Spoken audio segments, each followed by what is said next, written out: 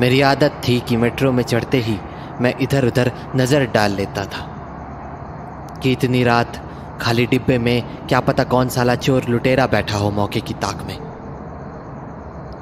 रात के 1:30 बज चुके थे तो बॉगी में मेरे अलावा मुझे केवल 3 लोग दिखे। एक लड़का जो बॉगी के बिल्कुल लास्ट में बैठा था और उसके ठीक सामने 2 लोग और बैठे थे। और फिर मेरा ध्यान उस लड़के की ओर गया। वो पता नहीं क्यों कुछ अजीब सा लग रहा था। इस बीच मेट्रो चल दी और मैंने अपना ध्यान उससे हटा लिया। लेकिन फिर मेरे दिमाग में आया कि आखिर वो लड़का ऐसी अजीब हरकतें कर क्यों रहा था।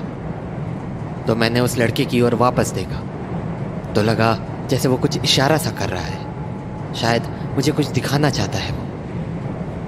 और फिर मैंने उन पर नज़र डाली जो 2 लोग उसके सामने की सीट पर बैठे हुए थे।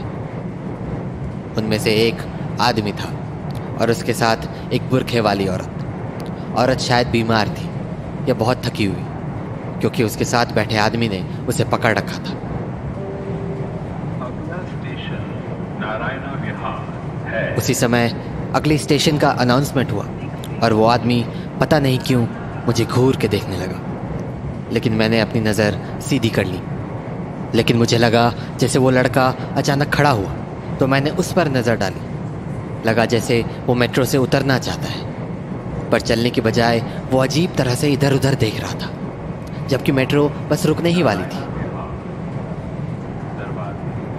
और जब मेरी नज़र फिर से उस पर गई तो वो अपनी सीट पर बैठ चुका था। और मैं ये देख के हैरान था कि वो अभी भी वैसे ही इधर उधर देखे जा रहा था। और जब मैंने देखा कि कभी वो हाथ जोड़ रहा है और कभी आंखें बंद कर ले रहा है तो मुझे लगा इसे हो क्या गया है, ये पागल वागल है क्या। और मैंने उससे नज़रें हटा ली। मेट्रो रुकी तो मुझे लगा वो पागल लड़का शायद अब यहीं उतरेगा, इसीलिए मैंने उस पर एक बार फिर नज़र डाली तो वो अपनी सीट पर ऐसे बैठा हुआ था जैसे वो खड़ा होने जा रहा हो।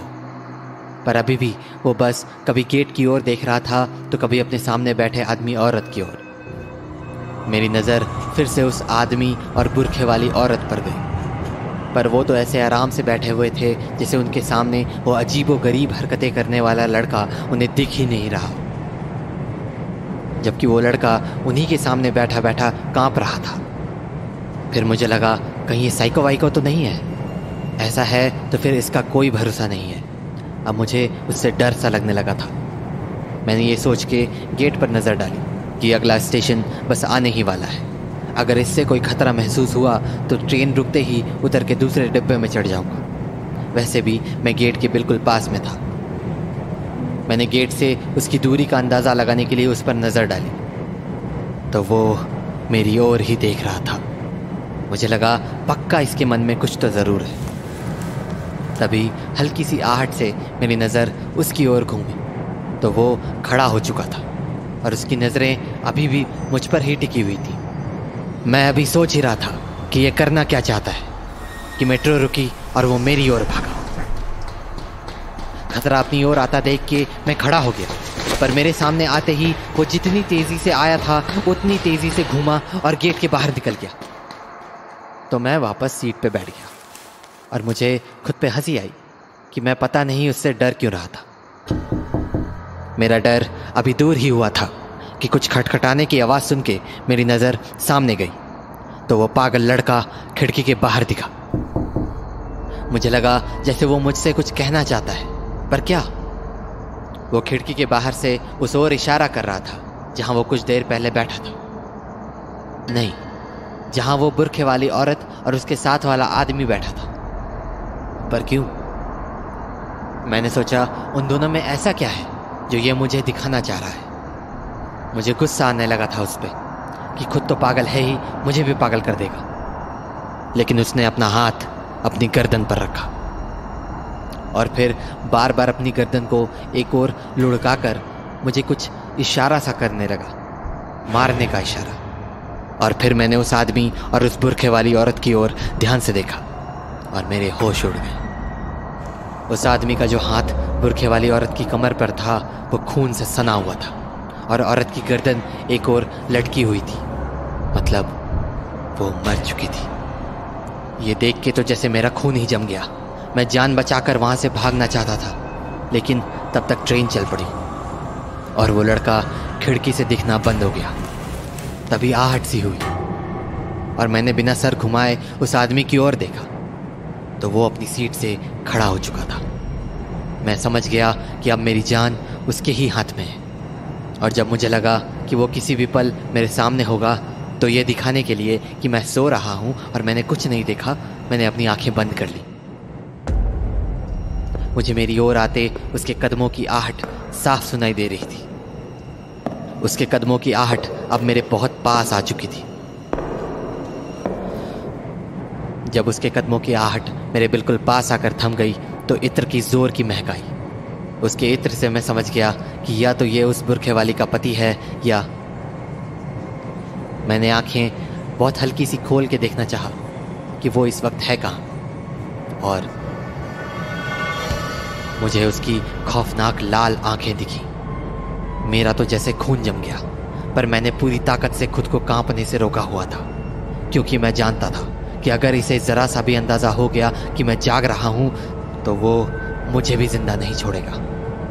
तभी उसने मेरी आंखों के ठीक सामने बड़ा सा छुरा लहराया। मैं इतना डर गया था कि किसी भी पल बेहोश हो सकता था, लेकिन मुझे कुछ आवाज आई। वो मेरे बगल में ही बैठ गया था और उसकी नज़र अभी भी मुझ पर ही टिकी हुई थी। शायद वो मेरी किसी हरकत का इंतजार कर रहा था। उसी समय मुझे अनाउंसमेंट की आवाज सुनाई दी, मतलब अगला स्टेशन आने वाला था। तभी मुझे लगा जैसे वो सीट से खड़ा हुआ, पर क्यों? उसने धीमे कदमों से अपनी सीट की ओर जाना शुरू किया।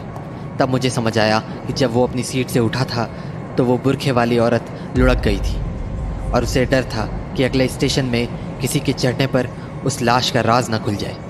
शायद इसीलिए वो किसी और की ट्रेन पर चढ़ने से पहले उस बुरखे वाली को सीधा कर देना चाहता था।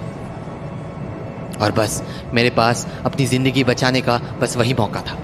तो जैसे ही ट्रेन रुकी और गेट खुलने की आवाज़ आई, मैं जानता था कि ट्रेन का गेट 15 सेकंड के लिए ही खुलता है। तो कुछ सेकंड गुजरते ही मैं अपनी जगह से खड़ा हो गया। मेरे खड़े होने की आहट से उसके कदम थम गए और वो मेरी ओर पलटा। शायद वो ये सोच रहा था कि मुझ पर झपटे या उस लाश को संभाले। और बस मैं भाग खड़ा हुआ। वो भी भागकर गेट तक पहुंचा, पर तब तक गेट बंद हो चुका था। और तब मैंने उस खौफनाक शक्ल को पहली बार ठीक से देखा। शीशे से मुझे देखती उसकी लाल आंखें मुझ पर ही टिकी थी और उसके हाथ में चमकते हुए छुरे का एक ही मतलब था कि अगर मैंने किसी के सामने मुंह खोला तो मेरा भी वही हाल होगा जो उस बुरखे वाली औरत का हुआ है। ट्रेन चल पड़ी थी और अब मेरी जान को उससे कोई खतरा नहीं था, लेकिन मैं जाने कितनी देर तक मौत के उस खौफ से किसी पत्ते की तरह कांपता रहा।